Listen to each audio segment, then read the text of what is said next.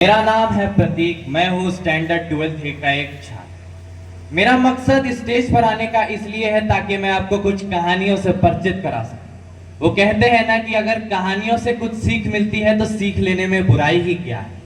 वो क्या होता है ना कि जब तक इंसान सीखता है, समझता है, तो शायद बड़ा हो जाता है। तो चलिए शुरू करते हैं।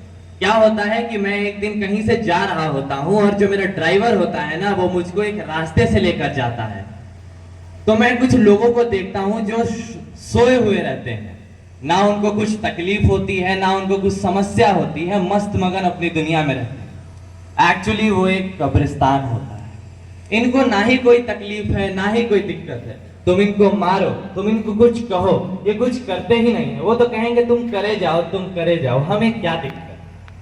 तुम ऐसा समझो कि अपने लिमिट्स को, अपने डेरिवेटिव्स को संभाल कर रखना ही एक लाइफ का सबसे बड़ा सिंबल होता है।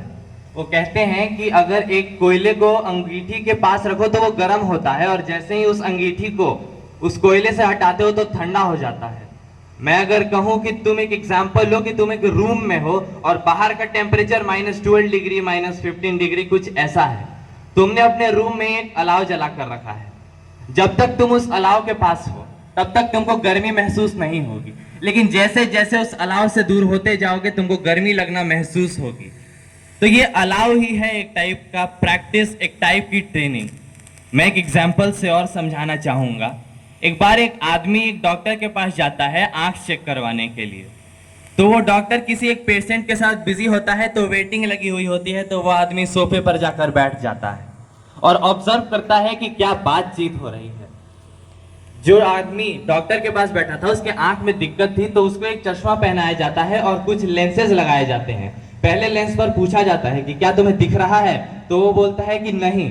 दूसरे लेंस लगाने पर पूछा जाता है क्या तुम्हें दिख रहा है, तो बोलता है कि हाँ, थोड़ा थोड़ा साफ साफ दिख रहा है।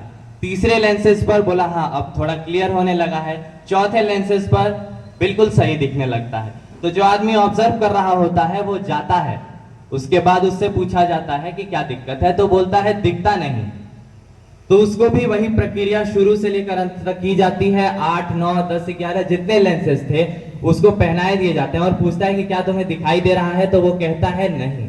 तो बोला कि पढ़ा नहीं जा रहा, तो वो बोलता है कि नहीं, इसीलिए तो यहाँ आया हूँ। फिर बोलता है पढ़े भी हो, तो बोला कि नहीं। तो फिर यहाँ क्या कर रहे हो, तो उसने कहा कि मुझे लगा चश्मा लगाने से दिखता है। तो बोला दिखता तभी है जब इंसान उस ज्ञान को पहले से समर्पित कर सके। जब उस ज्ञान को तुम्हारे अंदर है ही नहीं तो पढ़ा कैसे जाएगा। अरे आप खुद सोचो, अगर मैं आपके सामने कुछ चाइनीज में यहाँ पे लिख दूं, अरेबिक में, फारसी में, तो आप पढ़ पाओगे क्या? जबकि आपको क्लियर दिखता भी है, सही दिखता भी है, नहीं ना। अगर पढ़ तब भी पाओगे जब आपको उसका ज्ञान सबसे पहले हो। तो मैं कहना चाहूंगा कि अगर आपके पास सॉल्यूशन, प्रॉब्लम्स को फेस करने की स्ट्रैटेजी है, ताकत है, तो आप आगे बढ़ सकते हो। कोई भी प्रॉब्लम छोटा या बड़ा नहीं होता है। अगर एक हाथी चाहे तो एक चींटी को कुचल कर मार सकती है, अगर चींटी चाहे तो झुंड में एक हाथी को भी मार सकता है। Problems are the sign of life. तो मैं अपने इस अध्याय को यहीं खत्म करता हूं। जय हिंद, जय भारत।